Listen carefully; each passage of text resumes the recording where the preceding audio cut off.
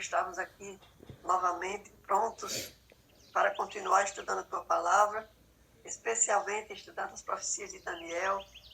Muita luz, Senhor, muita bênção na vida de todos nós. Nós queremos te agradecer, porque hoje é dia da preparação para o sábado.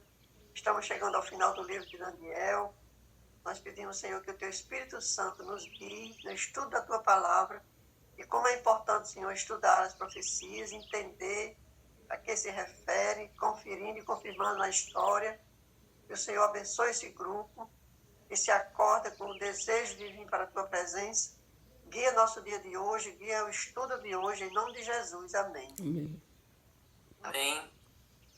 Amém. Então vamos lá.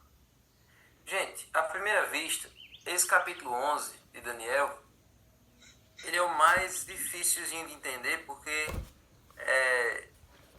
ele é muito... Alguns estudiosos ainda estão estudando esse capítulo 11 para tentar entender do que ele está falando. Mas nós já temos muita luz, nós já tivemos muita iluminação com relação a esse capítulo. E os estudiosos da Igreja Adventista descobriram que ele é bem... Tem muitos elementos dele que são iguais aos do capítulo 7, por exemplo, do capítulo 8. Lembre-se, eu disse a vocês que esses capítulos, gente, eles falam da mesma coisa, só que a cada capítulo parece que vai dando mais um zoom. Vai ampliando e dando mais detalhes. A gente vai conseguindo detectar mais detalhes. O 2 é bem básico. Praticamente só diz só falta dizer o nome dos metais, o nome dos impérios, só isso. O 7 já tem bem mais detalhes sobre os 4 impérios.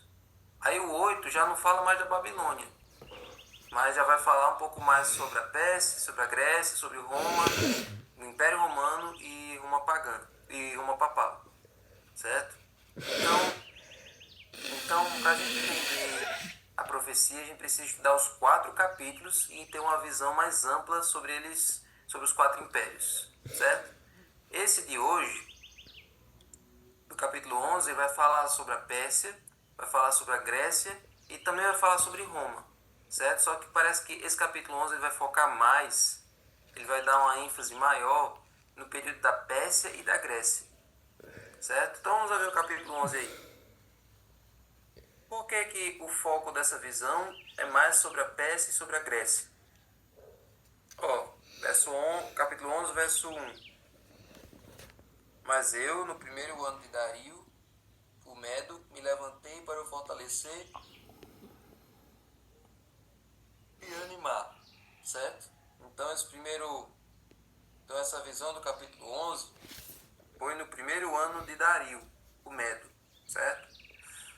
Então, por isso que a visão, ela se volta tanto, ela é tão focada na Pérsia e na Grécia, porque eram os reinados, eram os impérios ali do momento. Daniel recebeu essa visão no período da Pérsia. Logo depois da Pérsia viria a Grécia. Então é importante ter uma visão que falar sobre os pormenores dessa transição de um império para o outro, para que essa profecia chegasse até nós e a gente visse a precisão da revelação de Deus, né? Então, gente, no Daniel, do capítulo 10 até o verso 12, Daniel recebe uma visão do clímax da história terrestre e da segunda vinda de Cristo. O cumprimento da profecia nos ajuda a desenvolver a confiança em Deus. Assim, Deus quer que seus quadros proféticos se destaquem. Ele pretende mostrar-nos claramente a sua compreensão do futuro.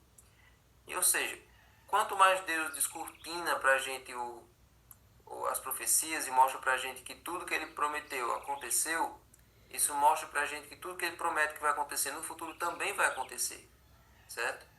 Essas profecias, gente, elas são... Esse livro de Daniel, as pessoas que acharam esse livro descobriram que essas profecias que foram escritas centenas de anos antes das coisas acontecerem. Tudo que está profetizado lá aconteceu muito tempo antes. Então, quando a gente vê que... Aconteceu muito tempo depois, no caso, né? Então, quando a gente vê que a distância entre a profecia e o cumprimento dela, a gente vê o tempo que separa as duas coisas, então a gente vê que Deus já estava preparando através de seus profetas para as coisas que ainda iam acontecer e realmente elas aconteceram. Então, as profecias com relação aos eventos finais, com relação à volta de Jesus, derramamento do Espírito Santo, nova terra, tudo isso é real, tudo isso vai acontecer, certo? Então é para isso que servem as profecias do Antigo Testamento, as profecias de Daniel principalmente, certo? Então vamos lá. Então não se assuste com esse capítulo 11 de Daniel, porque apesar dele ser muito confuso assim na maior parte da leitura, mas vamos com calma que a gente vai chegando lá, certo? Ele traz muitos detalhes, ele é muito, quase não dá tempo para você respirar, mas vamos lá. Vamos por partes. Primeira coisa,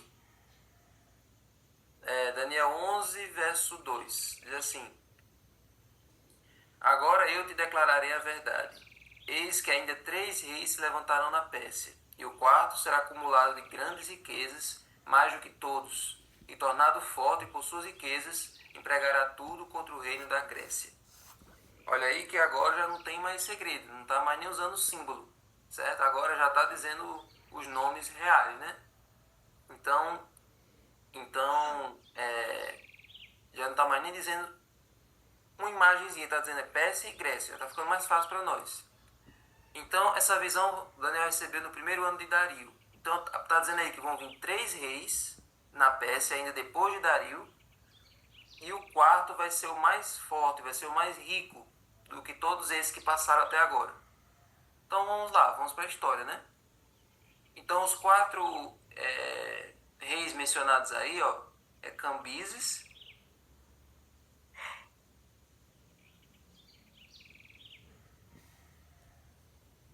na verdade, gente, essa visão aqui, ó, não foi no reinado de Dario, ela foi no reinado de Ciro, porque esse capítulo 11, ele é uma continuação do capítulo 10, tá vendo? Ó? Aquela visão que Daniel teve no Rio Tigre ontem, certo? Tá dizendo aqui que foi no terceiro ano de Ciro, tá certo? Daniel 10, verso 1. E aqui esse capítulo 11, verso 1, é quando chegou o reinado de Dario I, aí Daniel se levantou para fortalecê-lo. Mas essa visão aqui do capítulo 11 ainda está no mesmo contexto do capítulo 10, certo? Foi no terceiro ano de Ciro. Então depois de Ciro, aí veio Cambises, que era o filho dele, aí veio esse chamado Falso Ismedes, Falso Ismedes, vamos chamar por outro nome, o outro nome dele é Galmata, certo? Cambises, Galmata, aí vem Dario I, que é nesse período de Dario I que Daniel se levanta para animá-lo, e depois vem Xerxes, que é o mesmo que Assuero, certo? Que é o marido de Esté. Pronto? Então, ó, Ciro, aí vem os 3 reis depois, Cambises, Falso Ismedes, aí depois Dario I e por último Xerxes ou Assuero, que era o rei marido de Esté, certo? É muito bom você chamar Assuero por ser marido de Esté, né? Ele pensa assim, não, meu nome vai ser eternizado pelas minhas conquistas, pela minha glória, eu vou ser sempre conhecido como grande rei Assuero, mas não, a gente só conhece ele por ele ser o marido de Esté. Eu gosto assim. Então, ó, quem importa mesmo é Esté, ele não interessa não. Pronto, então aí cumprimos aí o verso 2. Entendemos aí o verso 2. Agora, vamos lá. Verso 3 também, Assuero. Não, agora vamos para o verso 3. Depois de Assuero, quem é que veio? Na verdade, o rei Assuero, gente, ele passou 4 anos estocando armamentos e preparando um exército.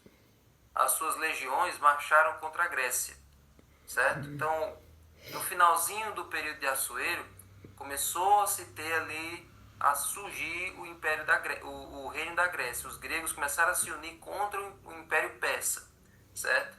Então Assuero agora teve que se juntar, teve que se rebolar para poder conseguir vencer a Grécia. Então foi o que ele fez, certo? Foi o que ele fez? Ele juntou o maior exército da história. Assuero, ele pediu ajuda a 40 nações, e essas 40 nações forneceram tropas para ajudar o rei Assuero contra os gregos, certo? Então Assuero, ele juntou tudo que ele pôde, ele fez tudo que ele pôde para tentar derrotar os gregos. 40 nações ajudaram ele, mas eles foram derrotados. O Império Medo-Persa foi derrotado para o Império Grego, pelo Império Grego, mesmo juntando o maior exército da época, mesmo juntando armamento, mesmo juntando tudo. 4 anos de preparação, não conseguiram vencer a Grécia, e assim a Medo-Pérsia foi derrotada de forma vergonhosa. Se eu não me engano, o nome dessa batalha foi Batalha de Maratona, certo? O nome dessa batalha. Agora, gente, já que o Império Medo-Persa foi derrotado, o rei Assuero foi morto, agora quem é que assume no lugar do Império Medo-Persa? Agora vem o Império Grego. Muito bem. Então vamos ver o verso 3. O verso 3 diz o seguinte: depois se levantará um rei poderoso, que reinará com grande domínio e fará o que lhe aprouver. Quem é esse rei poderoso que dominava o Império Grego e que era bastante forte, que as suas conquistas eram... Ele conquistou quase o mundo todo, ele era jovem, mas mesmo assim ele tinha uma visão, ele era um líder nato. Quem era essa pessoa? Alexandre. Era o imperador? Oi? Alexandre. Isso, Alex, muito bem. Alexandre o Grande. Chama de todo rei que se chama o Grande é porque ele era bom mesmo. Na história, todos os reis que chamavam fulano e tal, o Grande é porque no tempo dele ele conquistou muita coisa, porque no tempo dele o império dele se desenvolveu de várias maneiras, certo? Então, grande quer dizer que ele realmente foi um rei excepcional. Então, no auge, o seu reino será quebrado e repartido para os 4 ventos do céu, mas não para a sua posteridade, nem tampouco segundo o poder com que reinou, porque o seu reino será arrancado e passará a outros fora dos seus descendentes. Eu disse a vocês que cada profecia, cada capítulo vai dando uma ênfase. Olha esse capítulo aqui. É por causa, talvez, desse capítulo 11 que a gente entende o capítulo 7. Certo? Então, aqui está dizendo que esse rei poderoso seria morto, né? Seria quebrado, e ia ser repartido para 4 pessoas que não eram seus descendentes, não eram filhos dele. Olha o nível de detalhe da profecia. Certo? Então, não ia ser para 4 filhos de Alexandre, ia ser para 4 pessoas que não eram filhos dele. Olha aí. Então, gente, justamente quando Alexandre estava reconstruindo a capital do seu novo império, ele ficou doente, certo? Ele tinha 32 anos. Alexandre o Grande tinha 32 anos. E depois que ele passou 2 dias bebendo sem parar, aí ele teve uma febre e ele morreu no ano 323 a.C.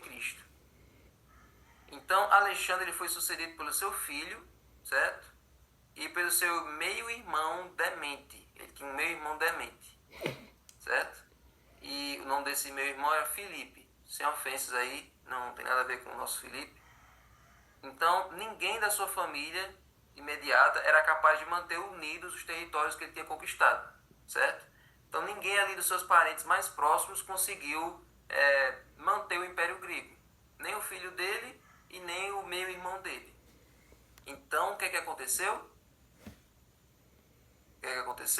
Os generais de Alexandre mataram o filho dele e o irmão dele, dividindo o reino entre si. Olha aí, olha como esses bichos são ruins. Mataram o filho dele, certo? E mataram o meio-irmão dele, que era o que era demente, né? Então, os generais de Alexandre o Grande agora assumiram o poder. Ptolomeu, Seleuco, Cassandro e Lisímaco. Vocês lembram do leopardo com 4 cabeças e 4 asas? Vocês lembram o que significam as asas? 4 asas quer dizer muita velocidade, muita rapidez. O Império Grego se espalhou pelo mundo rapidamente, certo? Conquistou várias nações assim, muito rápido. Só o período de tempo de vida ali de Alexandre o Grande já foi suficiente para ele conquistar muitos territórios. Aí ele morre e agora vem os 4 generais dele, que não eram parentes dele. Na verdade, eles mataram os parentes dele. Então, os 4 generais estão lá em Daniel 7 e eles são as 4 cabeças do leopardo. Pronto? Então, agora vocês entenderam. Então, tinha o Império Medo-Persa, foi destruído pelo Império Grego, por Alexandre o Grande. Alexandre o Grande agora sobe ao poder, conquista muita coisa. Com 32 anos, ele tem uma febre, bebe até morrer, e aí vem 4 generais e ficam com todo o Império Grego. Ptolomeu, Seleuco, Cassandro e Lisímaco. É a partir desses 4 aí que nós vamos continuar o restante da profecia, certo? Desses 4, quais foram os 2 que tiveram mais importância? Quais foram os 2 que se destacaram mais? Vamos agora para o verso 5. Certo? Verso 5 diz assim: o rei do sul será forte, mas um dos seus príncipes será mais forte do que ele, e reinará, e será grande o seu domínio. Mas depois de alguns anos, eles se aliarão um com o outro. A filha do rei do sul casará com o rei do norte, para estabelecer a concórdia. Ela, porém, não conservará o seu poder, e ele não permanecerá, nem manterá o seu poder, porque ela será entregue juntamente com os que a trouxeram, o seu pai e aquele que a tomou por sua naqueles tempos. Então, gente, vamos lá. Agora, a partir do verso 5 até o final desse capítulo, vai ficar só falando essa expressão: rei do sul, rei do norte, rei do sul, rei do norte, rei do sul, rei do norte. Então, vamos entender o seguinte, para a gente poder continuar. Essas expressões de rei do sul e rei do norte se referem, gente, a 2 daqueles generais de Alexandre. Daqueles 4, somente 2 tiveram, assim, continuaram assim no auge. Os outros 2 meio que ficaram mais fracos, e esses 2 é que se destacaram. O rei do sul se chamava Ptolomeu e o rei do norte se chamava Seleuco, certo? Então vamos entender o seguinte: o rei do sul, que o nome dele é Ptolomeu, ele ficou dominando ali a parte do Egito, certo? Ali na região do Egito. E o rei do norte ficou ali mais na parte da Síria, certo? Então ficou nessa divisão. Inclusive, acho que eu botei o mapa aqui, ó. Aí todos os reis do sul, gente, que ficaram na parte do Egito, eles levaram o nome de Ptolomeu, certo? Teve o Ptolomeu original, general de Alexandre. Aí quando ele morreu, ele ficou com preguiça de botar outro nome, assim, pronto, vai Ptolomeu II.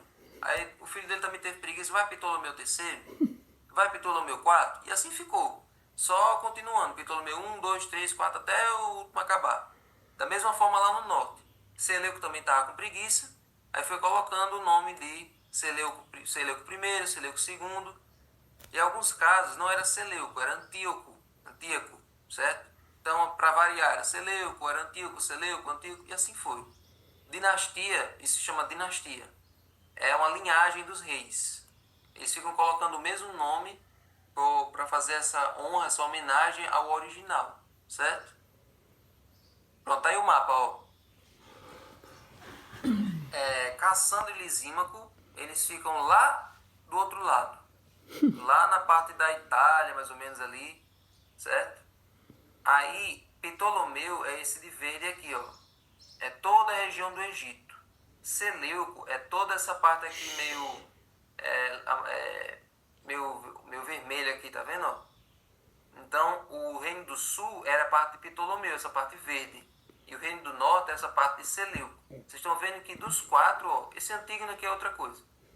Mas de Cassandro, Lisímaco, Ptolomeu e Seleuco, esse Cassandro e Lisímaco pegaram os territórios muito pequenos, não tiveram muita força.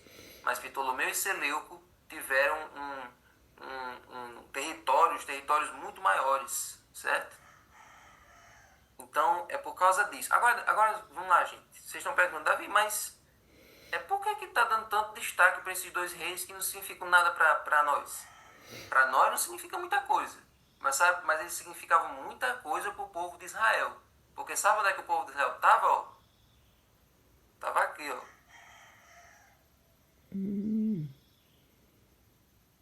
Estava aqui, ó, no meio do fogo cruzado, certo?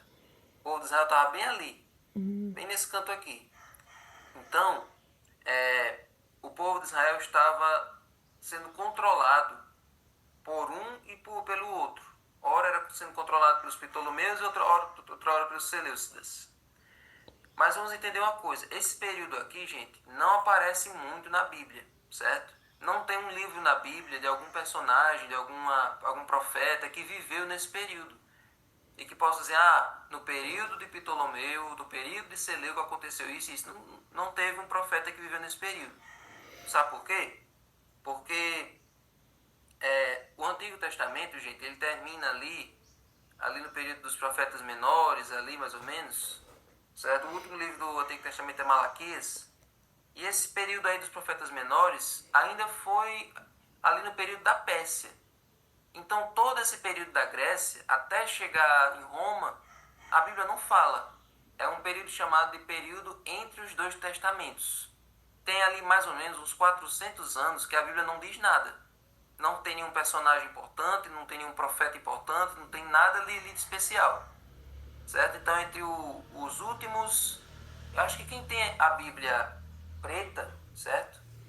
Tem uma partezinha no final que tem uma cronologia, certo? Acho que nessa Bíblia laranja aqui não tem. Tem, ó. Tá aqui, ó. Leitura cronológica da Bíblia.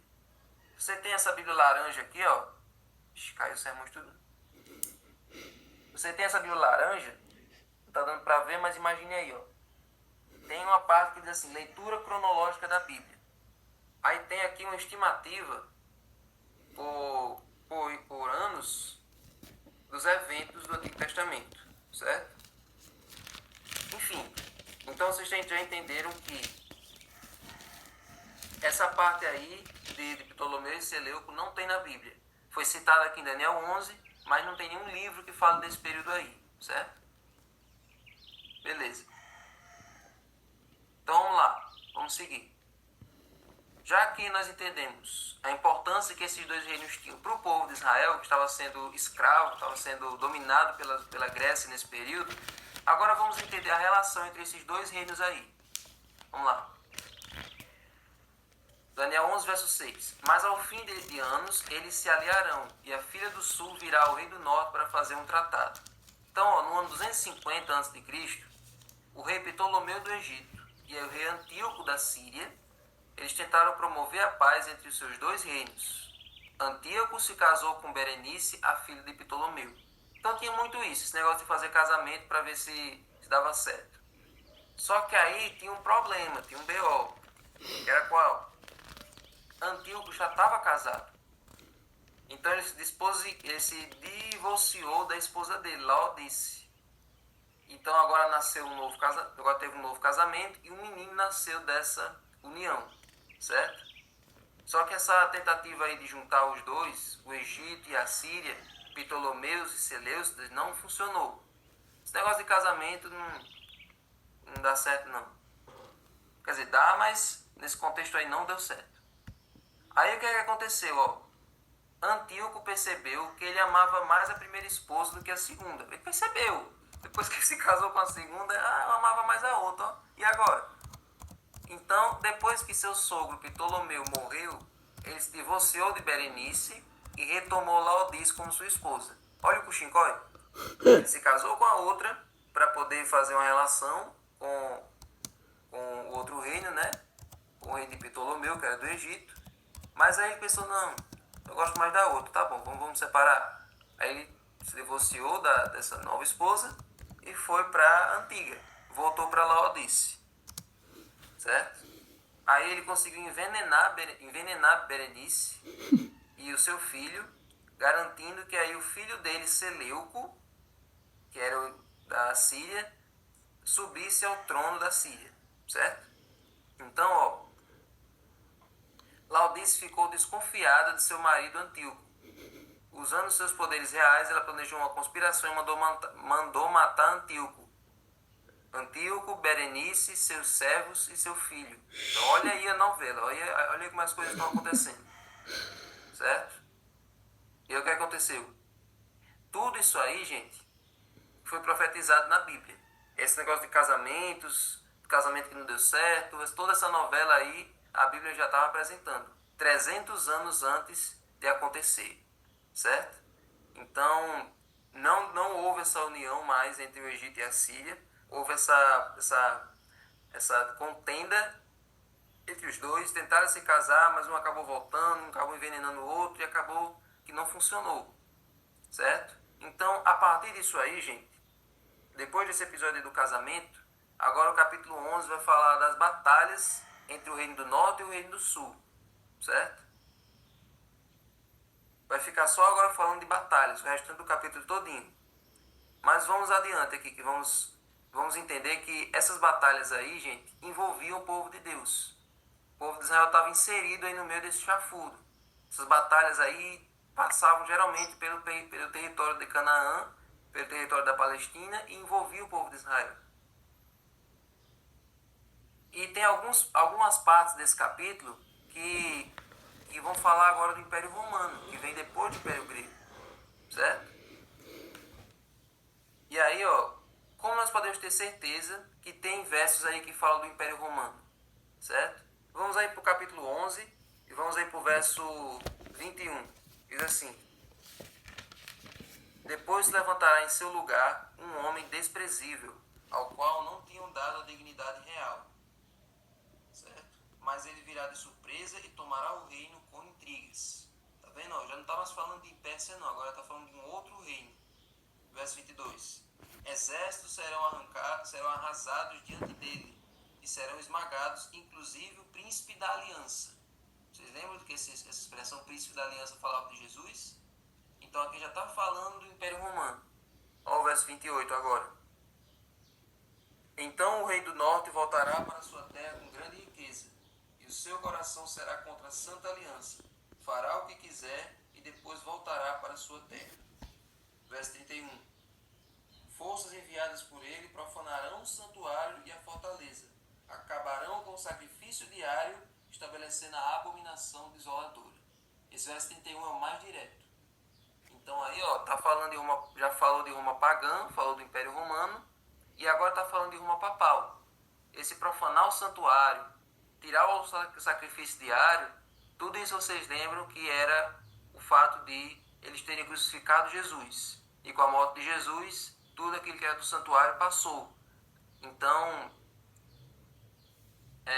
e também, esse tirar o sacrifício diário é aquele fato de que na Idade Média, o poder papal tentou substituir Jesus, colocando o perdão dos pecados para os padres fazerem, para o Papa fazer. Então isso é tirar o sacrifício diário, isso é tirar o poder do sacrifício de Jesus, certo? Aí o verso 33. Os sábios entre o povo ensinarão a muitos, todavia cairão pela espada e pelo fogo, pelo cativeiro e pelo roubo por algum tempo. Gente, então está um pequeno chafudo aqui, mas já para vocês entenderem que isso aí já são expressões características que referem a uma pagã e depois a uma papal, certo? E aí, o que faria esse homem vil contra o santuário? Nós já vimos aí, profanaria o santuário. Então, agora nós vamos nos encaminhar para o final. O capítulo 11 chega ao clímax com o ataque final contra o povo de Deus. Olha o verso 33. Ou melhor, o verso... Vamos aí agora. 35. Verso 45. Diz assim: amará suas tendas palacianas entre o mar e o glorioso Monte Santo, mas chegará ao seu fim e não haverá quem o socorra. Certo? Então, esses impérios do mal, tanto a Pérsia, quanto a Grécia, quanto o Império Romano, como Roma Papal, não haverão de vencer. Todos eles serão derrotados. Então, por mais que eles tentem se aliar em casamentos, por mais que eles tentem fazer alianças, por mais que eles tentem expandir seus territórios, por mais que eles persigam o povo de Deus, nós entendemos que a vitória está garantida para os seguidores de Jesus. Amém. Então, gente, esse poder do mal... Lembre-se, gente, que esses impérios, todos eles são agentes de Satanás. Babilônia, Pérsia, Grécia, Roma Imperial, Roma Papal, todos esses impérios e poderes, todos eles eram instrumentos de Satanás. Todos esses impérios oprimiram o povo de Deus. Todos esses impérios perseguiram os israelitas. Eles escravizaram, levaram cativos, fizeram o que quiseram com o povo de Deus, mas sempre o povo de Deus era poupado. Deus sempre dava um jeito de proteger o seu povo, mesmo naquele contexto de escravidão. Então, por mais que esse capítulo 11 seja bem realmente difícil de entender, por causa da linguagem que é bem truncada, mas aí deu para perceber na linguagem que está falando dos mesmos impérios que a gente viu antes. E sempre esses impérios chegam no mesmo denominador, chegam na mesma conclusão. Eles não vão durar para sempre. O mal não vai durar para sempre. O pecado não vai durar para sempre. Então, gente, as boas novas é que a vitória está garantida para os fiéis seguidores de Deus. Todos aqueles que amam Jesus vão vencer. Amém. Então, capítulo 12, verso 1, já começa falando de notícia boa. Ó, nesse tempo se levantará Miguel, o grande príncipe, o defensor dos filhos do teu povo. E haverá tempo de angústia, o qual nunca houve, desde que existem nações até aquele tempo. Mas naquele tempo o povo de Deus será salvo, todo aquele que for achado inscrito no livro. Amém. E o seu nome, amigo, esteja no livro da vida. No livro da vida está o registro de todos aqueles que estão salvos. E quando Jesus vier, Jesus vem para buscar aqueles que estão escritos no seu livro. Amém? Senhor Deus, muito obrigado, Senhor, pelo estudo de hoje. Entendemos aqui, Senhor, que apesar das guerras, apesar das revoluções, o Senhor está no controle da história. E o Senhor está conduzindo o teu povo para o teu reino que vai ser eterno. Amém. Que possamos ter o nosso nome escrito no livro da vida. Sim, para que Deus. quando Miguel se levantar, ele possa nos levar e nos tirar desse mundo e nos levar para um mundo novo, onde tudo será refeito do jeito que o Senhor fez. Amém. Amém. Glória a Deus. Glória a Deus. Amanhã é o capítulo 12.